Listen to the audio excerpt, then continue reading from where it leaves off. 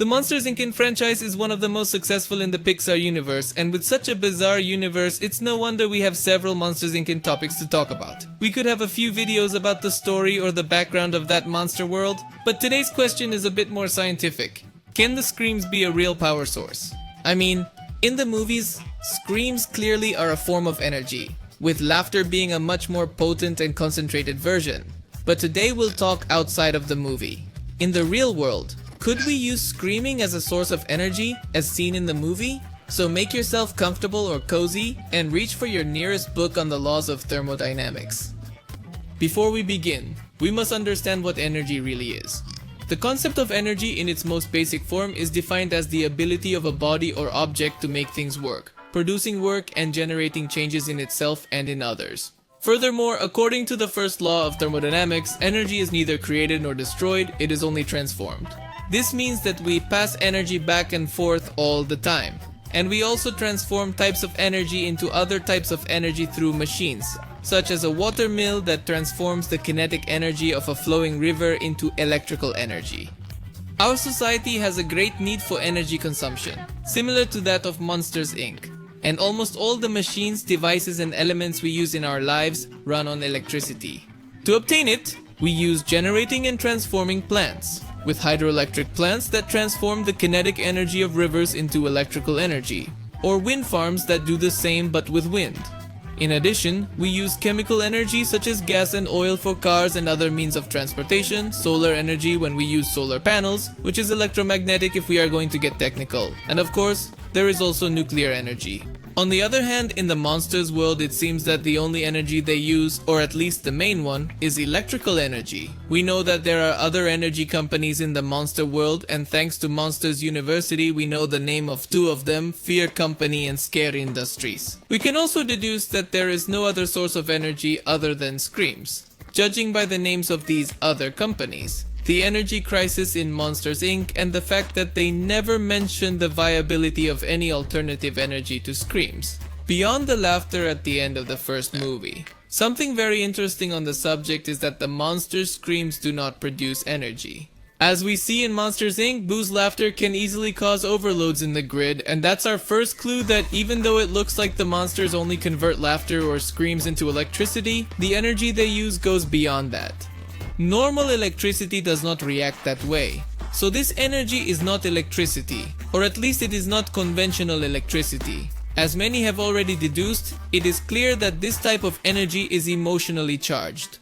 Monsters' technology does not react, for example, to the recorded screams or laughter of children in the Scare Simulator, but it does react to Boo's because they are real screams and laughter, charged with human emotion. This is seen again in Monsters University. It's the reason the monsters go to college and are specifically trained to get the maximum thrill out of every scare. Taking into account the particularities of each child, they are not looking for volume but a reaction full of intense emotions. In the game Kingdom Hearts 3, Randall proposes his own theory about a new source of energy that is collected from the plant. Randall says that it is better to use negative energy because laughter is short-lived and the emotion of joy dissipates more easily than a negative emotion such as sadness. He also mentions that you only have to make someone very, very sad once, and it will give them energy for years, basically confirming for the umpteenth time that we are talking about strong emotions and not specifically screaming. In the real world, screams are a source of mechanical energy, as they are sound waves, and to be exact, these waves are potential mechanical energy.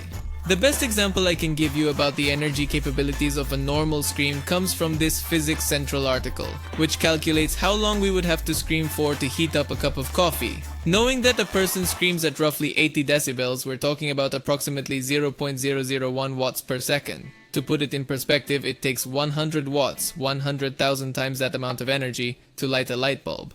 If we were to focus this energy on an average cup of coffee of 8 ounces or so, an average 1-second scream would heat the cup to 0.000000095 degrees Celsius. So, to heat a cup of coffee to 50 degrees, we would need to shout constantly for 1 year, 7 months, 26 days, 20 hours, 26 minutes, and 40 seconds.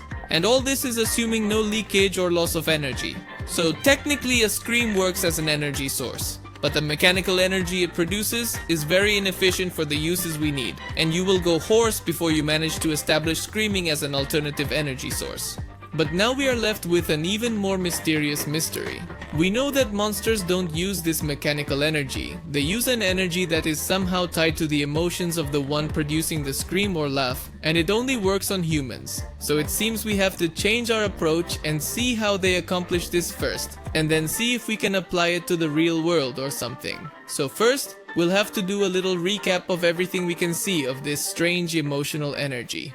First, this energy is stable, because it can be easily stored, as we see with the screaming containers. It also collects in the form of gas, as we see when Water Noose lets one of the storage tubes escape in the first film. The energy is also flammable, as we see in the Party Central short, where Sherry Squibbles crashes screaming containers into the doors the kids are using for the party, and the doors explode and catch fire. Finally, the energy that comes out of the containers and travels through the air is electrical without the need for transformation, which is quite strange. But the most interesting thing is that they don't even seem to need sound to extract this energy. As you probably already know, sound propagates through air and cannot propagate through a vacuum, which is why there is no sound in space. And well, Randall's new scream extractor machine uses a small vacuum chamber to extract them, which tells us something clearly. We know that in the containers there is a gas, and we also know that to extract this energy they don't need any air, they just need to extract the emotions. So it seems that what happens is that inside the special containers, they use a substance that reacts with emotional energy and allows them to store it in the form of gas. Also, that unknown substance must somehow be present in the appliances and gadgets that the monsters use in their daily lives, to explain why all the technology reacts to Boo's screams and laughter, and also why in the human world the same thing does not happen, since in our world this substance does not exist. It could also be that the monsters use this mysterious element as an energy converter, and that would explain the idea of not having transformers, or that they use emotional energy directly without having to transform it into electrical energy. One of the most complete theories on this subject can be found in an article published on medium.com, entitled "The Scare Science Behind Monsters Inc."